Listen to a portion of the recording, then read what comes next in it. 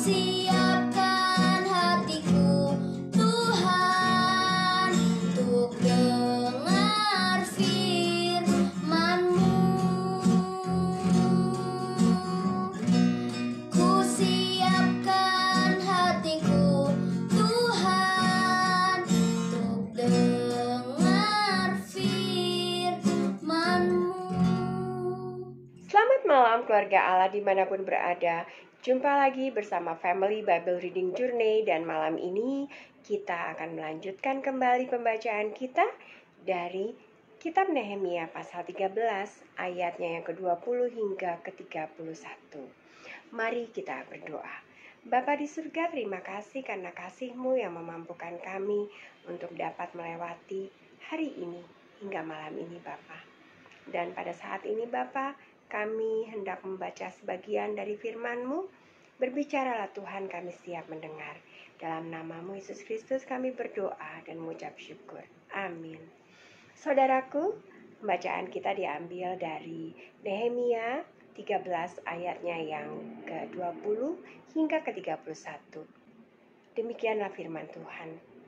Tetapi orang-orang yang berdagang dan berjualan rupa-rupa barang itu kemudian bermalam juga di luar tembok Yerusalem 1-2 kali. Lalu aku memperingatkan mereka. Kataku, mengapa kamu bermalam di depan tembok? Kalau kamu berbuat itu sekali lagi, akan kukenakan tanganku kepadamu. Sejak waktu itu mereka tidak datang lagi pada hari Sabat. Juga kusuruh orang-orang Lewi mentahirkan dirinya dan datang menjaga pintu-pintu gerbang untuk menguduskan hari Sabat. Ya Allahku, ingatlah kepadaku juga karena hal itu dan sayangilah aku menurut kasih setiamu yang besar. Pada masa itu juga kulihat bahwa beberapa orang Yahudi memperistri perempuan-perempuan Asdod, perempuan-perempuan Amon, atau perempuan-perempuan Moab. Sebagian dari anak-anak mereka berbicara bahasa Asdod atau bahasa bangsa lain itu dan tidak tahu berbicara bahasa Yahudi. Aku menyesali mereka, kukutuki mereka, dan beberapa orang di antara mereka kupukuli dan kucabut rambutnya dan kusuruh mereka bersumpah demi Allah demikian. Jangan sekali-kali kamu serahkan anak-anak perempuanmu kepada anak-anak lelaki mereka, atau mengambil anak-anak perempuan mereka sebagai istri untuk anak-anak lelakimu atau untuk dirimu sendiri. Bukankah Salomo, Raja Israel, telah berbuat dosa karena hal semacam itu? Walaupun di antara begitu banyak bangsa tidak ada seorang raja seperti dia yang dikasihi Allahnya dan diangkat oleh Allah itu menjadi raja seluruh Israel. Namun dia pun terbawa ke dalam dosa oleh perempuan-perempuan asing itu. Apakah orang harus mendengar bahwa juga kamu berbuat segala kejahatan yang besar itu, yakni berubah setia terhadap Allah kita karena memperistri perempuan-perempuan asing?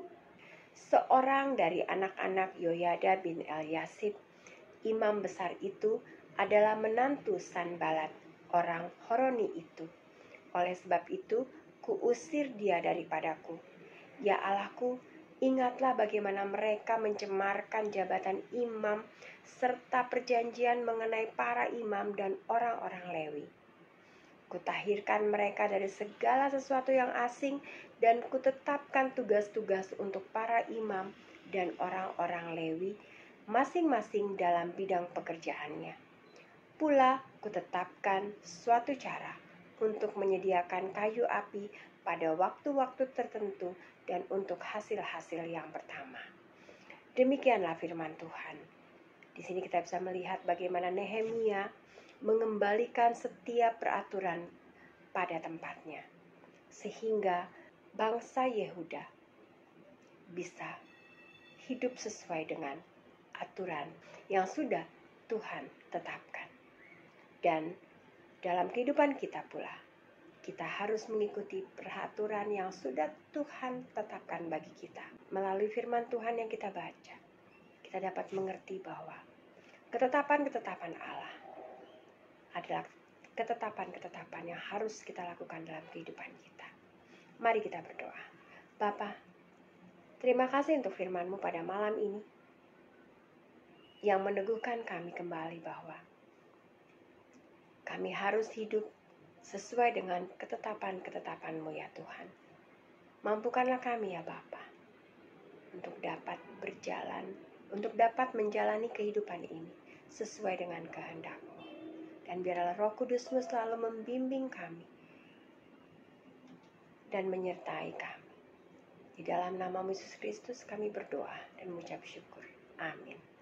Baiklah saudaraku, sekian pembacaan pada malam ini. Sampai jumpa pada pembacaan esok malam. Tuhan Yesus memberkati.